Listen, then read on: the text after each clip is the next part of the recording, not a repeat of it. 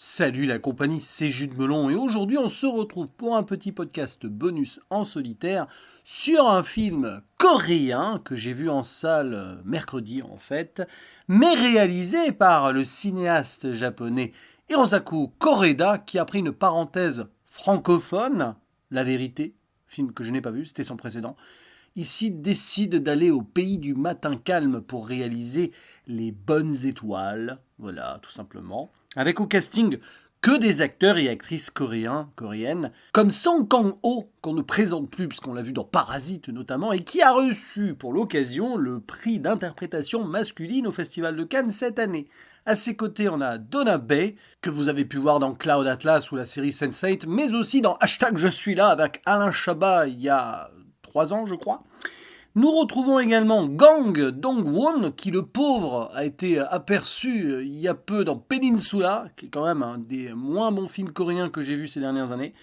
Et nous avons aussi une chanteuse de K-pop, Lee Ji-yoon, qui joue la jeune maman. Et au final, c'est mon deuxième Coréda à vie et au cinéma, puisqu'il y a 4 ans, il me semble, j'avais vu Une affaire de famille que j'avais appréciée. Et sur donc ce métrage qui nous intéresse ici, nous avons encore une histoire familiale, comme souvent visiblement dans le cinéma du metteur en scène, mais autrement. On va expliquer, puisque c'est l'histoire d'une jeune maman au début qui décide d'abandonner son bébé dans une boîte à bébé. Alors je ne sais pas si ça existe en vrai, parce que c'est un peu glauque, mais bon. Et l'enfant est récupéré par 2 hommes qui vont essayer de faire une petite combine pour revendre l'enfant à des parents qui veulent adopter mais qui ne peuvent pas parce que c'est compliqué, ça prend trop de temps, etc. etc. Mais la maman revient pour, on dirait bien, s'intéresser quand même au destin de son nourrisson. Et elle va les suivre dans un road trip qui va les mener de Busan à Séoul, grosso modo. Et parmi ces 2 hommes, on a un gars qui bosse dans un pressing, une laverie qui semble un petit peu solitaire, mystérieux, joué par Song Kang-ho, et son acolyte qui est lui-même orphelin. Et une étape va les mener à son ancien orphelinat, où ils vont récupérer au passage, dans ce road movie improbable, un jeune enfant qui va se cacher dans leur van et qui veut tout simplement suivre leurs aventures. Donc, ici, oui, nous avons un film familial, mais avec une famille composée de personnes qui ne sont pas du même sang et qui vont vivre ensemble avec cohésion, solidarité et difficulté aussi. Une fuite en avant pour trouver ses acheteurs, donner une belle vie à l'enfant, mais aussi une fuite tout court parce que des policiers sont à la recherche de la jeune maman qui visiblement a un passé encore plus trouble que l'abandon d'enfants en tant que tel. Bon, je ne sais pas si j'ai été clair, mais grosso modo, nous avons ici un brûlot qui s'inscrit entre le drame et le feel-good, jamais vraiment l'un, jamais vraiment l'autre, et j'ai apprécié, même beaucoup. J'étais quand même à 2 doigts de me dire que ça allait être peut-être un des films marquants de cette année 2022 me concernant. Bon, il y en a tellement de toute façon, hein. Mais sur la finalité, je me questionne un petit peu. Alors, je ne parlerai pas de sa conclusion, que je trouve un peu simpliste ou inachevée.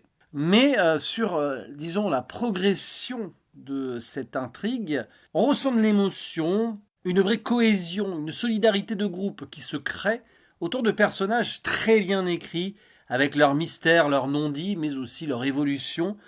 Et tout ceci est sublimé par le cadre choisi par Koreda, qui prend son temps, il y a pas mal de plans fixes, qui place les protagonistes dans un décor particulier. On voit que Koreda a pris plaisir à filmer la Corée aussi, alors sans forcément trop rentrer dans les détails, mais on passe d'un endroit à l'autre et on voit du pays.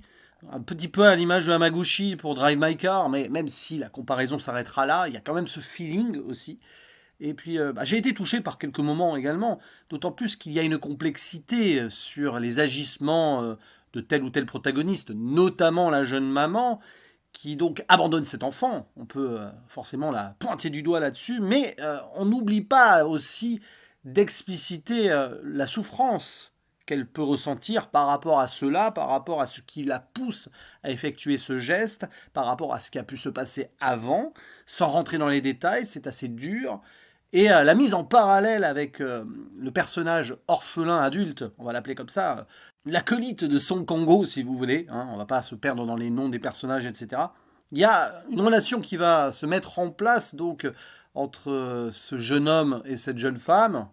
Et oui, on voit qu'ils ont forcément des incompréhensions, mais très vite ils vont apprendre, tout bêtement, à s'apprivoiser, à se comprendre et plus ses affinités.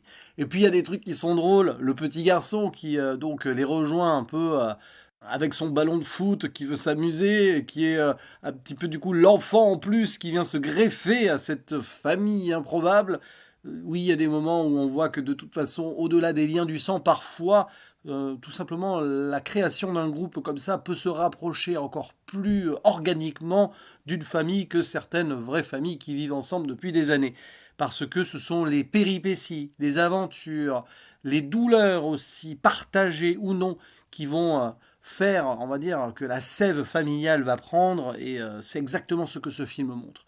Après, voilà, on a le personnage des deux policières aussi, qui sont à 90% du film dans la voiture, notamment donc celle jouée par Donabe, qui aurait mérité plus d'approfondissement, parce qu'à un moment, on essaye de s'intéresser à sa vie privée, puisqu'à un moment, elle est au téléphone avec son mari, et on sent que tout va bien pour elle, mais justement, c'est ce qui la place dans l'incompréhension au départ, de voir cette jeune maman abandonner son enfant, et petit à petit, elle se rendra compte que socialement, il peut aussi y avoir des situations particulières qui poussent les citoyens à faire de grosses bêtises, voire même des délits ou des crimes. Et donc, il y a aussi ce côté social qui était marquant dans Une affaire de famille de Corella, qui, je pense, là, l'est tout autant, voire encore plus, mais autrement. Il y a plus de finesse, je trouve, dans Les Bonnes Étoiles, comparé à Une affaire de famille.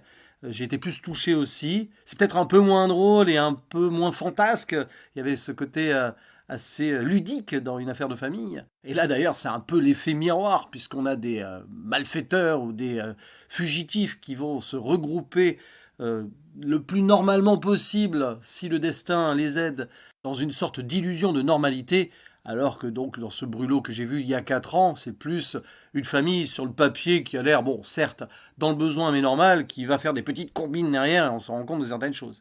Donc voilà, je vous conseille Les Bonnes Étoiles parce qu'il y a une vibe très organique et qui, en se posant dans son rythme très souvent, nous permet, nous spectateurs, d'apprivoiser d'autant mieux ces personnages un petit peu errants dans cette Corée à rechercher le bonheur quelque part, et qui finissent peut-être par se rendre compte qu'il peut être là, à portée de main, même si le passé peut être lourd, il y a toujours une possibilité de renaître, ou tout du moins d'avoir une nouvelle chance, même si malheureusement, il faut aussi assumer ses actes à un moment. Ce qui confirme d'ailleurs à mes yeux la très belle ambivalence de ce métrage, comme je le disais quelque part entre le feel-good et le drame, entre le destin tragique et arrêté, mais aussi cette possibilité d'un ailleurs et d'une certaine quête pour démarrer une nouvelle vie.